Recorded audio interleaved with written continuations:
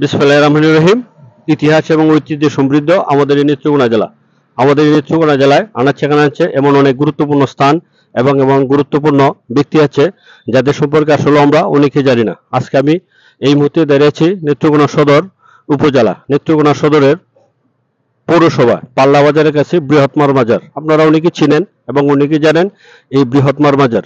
আজকে আমি এই বৃহত্তর মাজার সম্পর্কে কিছু বলবো এবং আপনাদেরকে এই মাজার সম্পর্কে পরিচয় করে দেব। এই হচ্ছে মূলত বৃহত্তর মাজার।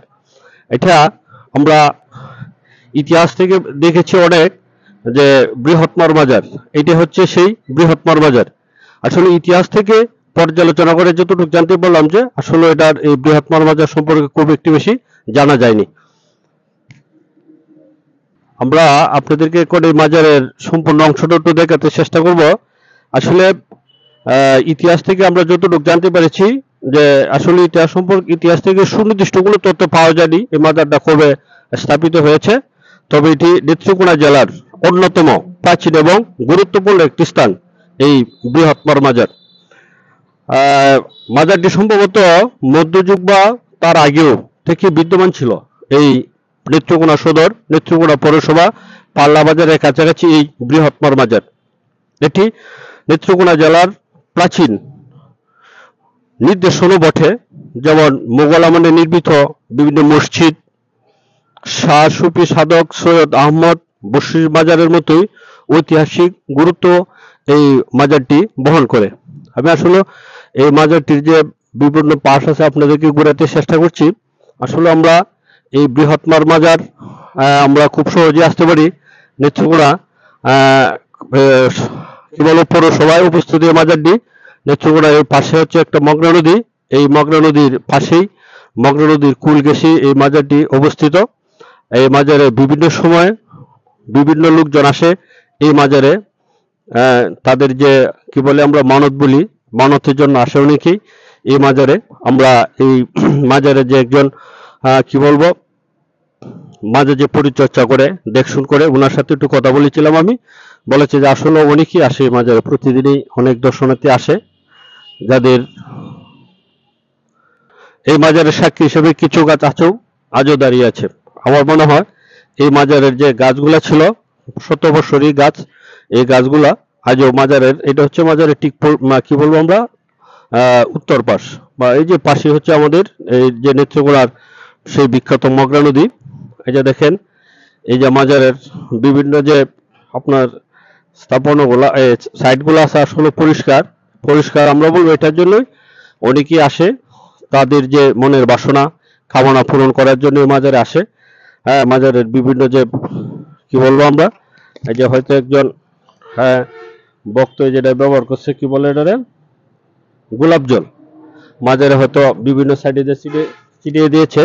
এই যে একটা বৃহৎ একটা বট গাছ দেখা যায়, আসলে আমার মনে হয় এটি আসলে সেই মাজার লগ্নে থেকে গাছগুলো আমরা বলতে পারি। আসলে গাছগুলা মাজারের পাশে কালের সাক্ষী হিসেবে আজও এই গাছগুলা দাঁড়িয়ে আছে। সম্ভবত এটা বট গাছই হবে, একদম মাজারের পাশে পূর্ব পাশে।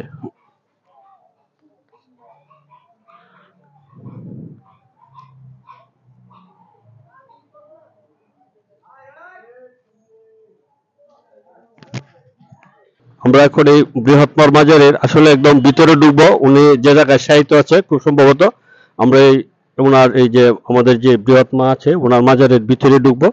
এটা হচ্ছে আমাদের এই যে ভিতরের অংশ। আমি আসলে ভিতরে ঢোকার চেষ্টা করছি। এই হচ্ছে আমাদের যে বৃহৎ মা আছে ওনার সেই মাজার। এটা আমার খুব সম্ভবত উনি এখানে সাহিত্য আছেন। আমাদের যে যার নামে আসলে আমরা মাজারটা চিনি বৃহত্তর মাজার, এটাই হচ্ছে ওনার বৃহত্তর মাজার। এই পাশে আসলে এই যে কি বলে এই যারা আসে তাদের মনের বাসনা পূরণ করার জন্য এখানে হয়তো যে আমরা আগরবাতি বলে বিভিন্ন রাখে, যে এখানে বিভিন্ন যে মাটির কলসি আছে আসলে এগুলা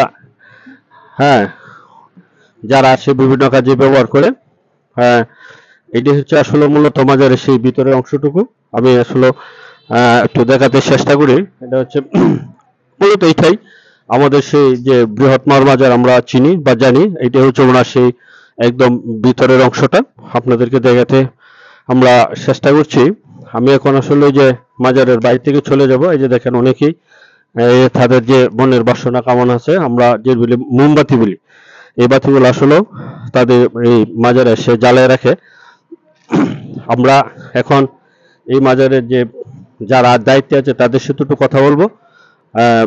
সে পর্যন্ত আপনারা অপেক্ষায় থাকবেন। আরেকটা কথা, যদি আমার চ্যানেলটি ভালো লাগে থাকে তাহলে অবশ্যই লাইক শেয়ার কমেন্ট করবেন, এই আশা রাখছি। আর আমার যে ফেসবুক পেজ safa.com সেটা আপনারা ফলো করবেন এবং দেখবেন।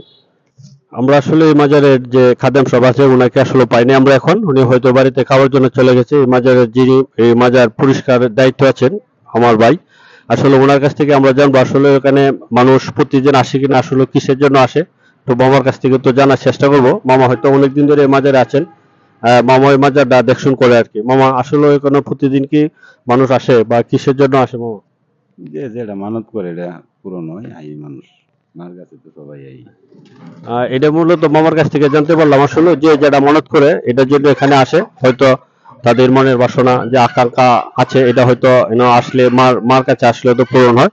মামা এটা বলছে আসলে উনি মার কাছে তো সন্তান আসবে, আসলে মায়ের যে আবদার আছে যদি আমরা মায়ের কাছে আবদার করলে আসলে সেগুলো পূরণ হয়। আমরা আসলে এখানে দেখবো যে একটা মুরগ হয়তো একজন দান মানে কি বলে এটা মানত করছিল, এই যে মুরগটা, এই যে আসলে যে দান করাত করা আসলে এটার ভিত্তি রাখা আর কি মাজারের। এই যে একদম খুব একটা বড় মুরগি। হ্যাঁ মামা, এখন কি করবেন মামা এটা? যে খাদেম সব আছে ওনার, হ্যাঁ ওনার যে মাজারে যে খাদেম সব আছে ওনার বাসায় আসলে এই মুরগটা নিয়ে যাচ্ছে। আসলে আমরা আসার পরে দেখলাম যে দুইজন তিনজন, দুইজন মহিলা দুইজন পুরুষ আসছে আসলে এই মাজারে। ওনারা হয়তো কোনো মাজারের হয়তো ডান্স করছি, যে হয়তো মনের বাসনা পূরণ হয়েছে, এই ব্যাপারে ওনারাও আসছে। দেখি তাদের সাথে একটু কথা বলতে পারি কিনা। আসলে আমি আসার যখন আমি ভিডিও করছি আসলে সাথে সাথে আমরা একজন ভাই আমার ক্ষতিনগর থেকে আসছে, উনি মূলত যে উনার দাদু মাজারে মানত করেছিল, উনি যে দেখলাম যে মুরগি বা ডেক পাতিল চাল সব নিয়ে আসছে লাকড়ি সহ, হয়তো ওনারা পাক করে সেটা এখানে আশেপাশে যারা আছে তাদেরকে খাওয়াই দিব ভাই, তাই তো ভাই? তুমি কি আসলে ভাই তুমি করে বলি ভাই কে মাজারে আরো আসছিলা? হ্যাঁ না, আমার আসলে মাঝের আসা হয় নাই এসব মানত। আমার দাদু ওরা তো করে, বাট আমি এসব মানত টানত করি না। ও আচ্ছা। জি, উনি মানত করছিল। আমার ফুফু অসুস্থ ছিল, তো উনি সুস্থ হওয়ার জন্য মানত করেছিল। আমার ফুফু যদি সুস্থ হতে পারে তাহলে এখানে এসে রান্না বান্না করবে, করে আশেপাশে গরিব দুঃখী যারা ছিল তাদেরকে খাওয়াবে। তো ওই উদ্দেশ্যে এখানে আসা আর কি।